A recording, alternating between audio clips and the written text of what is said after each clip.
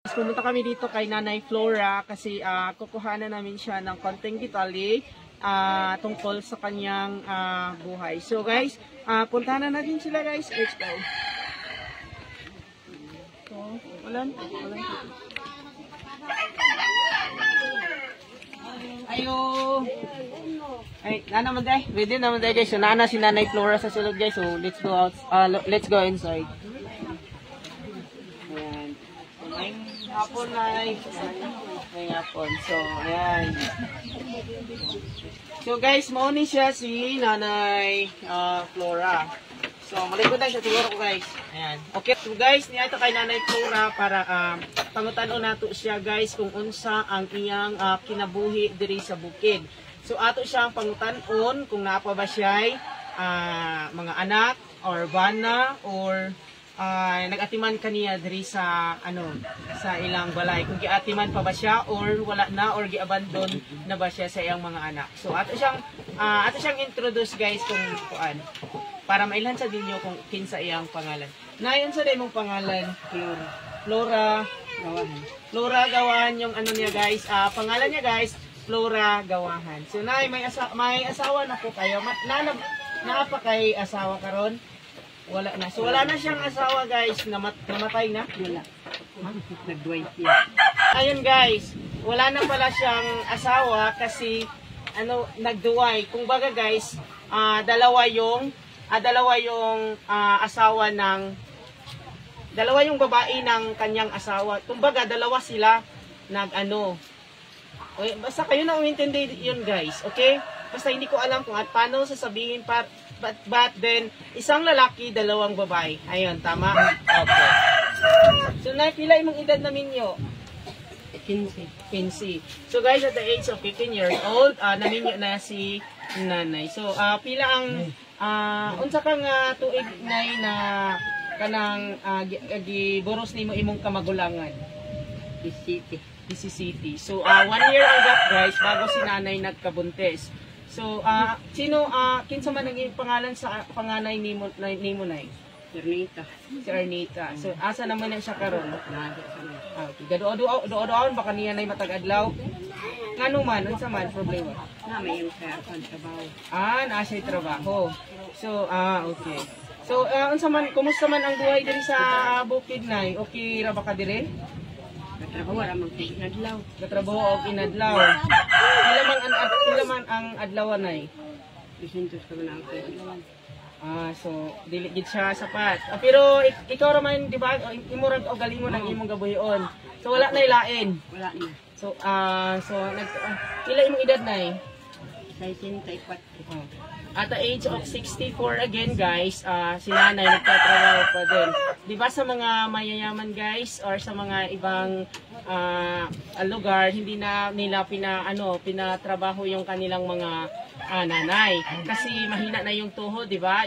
Kung sa inyo guys, no, hindi na natin pwede ipatrabaho yung mga okay? Ayan. So, ayan. So, nay, unsa man gyud ang atong tinuod nga kahimtang karon? Ang kalisod gani. Nga kalisod? Parte pangabuhian. So parte sa panginabuhian. So galisod. So galisod si nanay guys sa iyang panginabuhian. Atong paminahon si nanay guys kung unsa gid ang iyang maisulti bahin sa iyang kinabuhi. So tanan nato guys paminahon ang iyang kaagi. Sige nay, isulti nay kung unsa ang imong mga kaagi sa kinabuhi sugod sa una pa nga sa gibiyaan ka sa imong asawa. Ako raman naganto sa mga akong mga bata nga kuan, upat ka buok nga bata akong gibuhi. Wala ka na siya magsuporta. So guys, si nanay lang daw guys ang nag-iisang nagtataguyod sa kanyang 4 na anak na hindi sinusuportahan ng kanyang asawa. So ginagawa niya ang lahat para mabuhay niya ang kanyang 4 na anak. At ano pa nay? Naguntos lang pagbuhi gid sa mga bata kay wala may lain makaligan. Napay akong bationg gani pa karon gantos lang ako sa akong tuhod. Galakawa, gatrabaho kay sakit mumungkin akong magkabati na akong tuhod. Unsa man na nga kuan nay arthritis? Amot lang na ani. naagi sakit. So nay, aman ko nay panahon nay nga Oo, na. nalipong ka. Oo, Unsa may trabaho ko. unsa may hinungdan? Mao man ka ang init. Unsa ba? Init ka. Kaya manugin kayo ang adlaw. Dili ta makasurvive kung kuan insakto na tag-edad, dili na kita makasurvive og pagtrabaho sa initan. Naagi posibilidad na nga makuyapan ta. Di ba? Kay sa pangidaron man gid nimo karon nanay, dili na gid ka pwede mo trabaho sa initan, di ba? Tama. So ang imo lang is dapat ginasuportahan ka sa imong upat ka anak. So dili na kakailangan nila ipatrabaho. Kung baga dili pug nga nagig kanila nga magtrabaho. Di man sad pwede nga di ko trabaho kay makaluyan man sad nako kay daghan ilang anak. Di ay daghan sa di ilang anak. Daghan ilang anak na may ilang gabuhian. Una lang gantos. Di ay na trabaho bet ko kay wa na may lain. Ang akong mabata lagi di na ako masaligan. Kay kanin sila dili man kini sila din higapuyo. So asa man ka dapit ga trabaho nay? Kang Giovanni. So okay raman siguro dito magtrabaho pero dili na gid nay, dili na gid ka pwede magtrabaho gyud nay. So ano nay? Kinahanglan gid ka nay magpahulay na gyud. Kinahanglan nga naara ka diri sa abuhan, sa imong palibot magbasok-basok kung naay time. Kay dili na gid pwede nay sa ing anak man gud nga kainit kaayo sa panahon nay, pwede ka maka-heat stroke o magkasakit or mag-collapse, sumoy pahinungdan sa imong kamatayon. Ha? So dili na kailangan magtrabaho pa og mga init-init. So kailangan na agya po ang mga suporta sa anak. So tabangan jud. Sa ing anak mong nimo nay, dili na gid ka pwede ipatrabaho pa gid nila, dapat pug nga na gid kanila, di ba? Tama ko? So nay, manawagan ka nay sa mga viewers. Nawagan ko sa akong kaugalingong karon nga mo pinay magkalisod ko. Pati sa mga puwian, mag-antos lang ako sa akong magkabaso sa akong ngawas. Tungod kayo mag-supportat ako. Okay. So, ayun guys. Naa si nanay sakit. So, nanawagan siya guys. Base na matabangan or masuportahan, di sa gamay lang.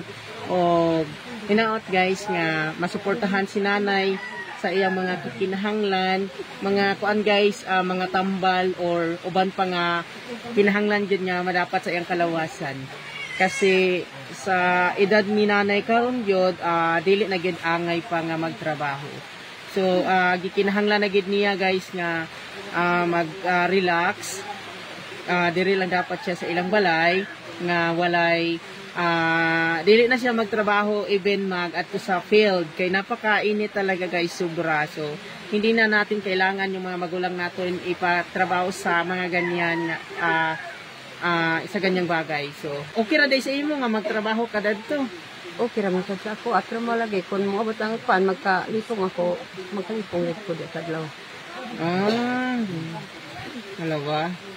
So paluoy sad kay nimo nay. Nangayo na kagtabang nila. Nangayo ko gud. Tabang wala man sad nakakuan. Kay ginan lang ako nila nga paabuta lang na wala man sad nakabot dugay na kayo. Dugay na kayo sa man nga tuig. Maraman lag isa naman kakatuig. Dugay na. Niadto rang unang Disyembre. Senior citizen na kanay. Wala daw. Actually guys, dapat ma-avail na ni siya sa mga nakuha na ni siya guys sa senior citizen. So dapat candidates na ni siya for kanang tulong bitaw sa gobyerno. So dapat maka-benefits na siya anak.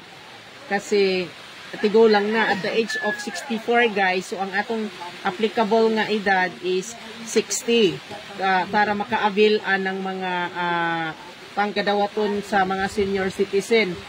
So dapat gid na nakadawat nakaana, di ba? Wala. So wala gid bisag piso. Wala. So puro ra pasaad. Wala tong problema.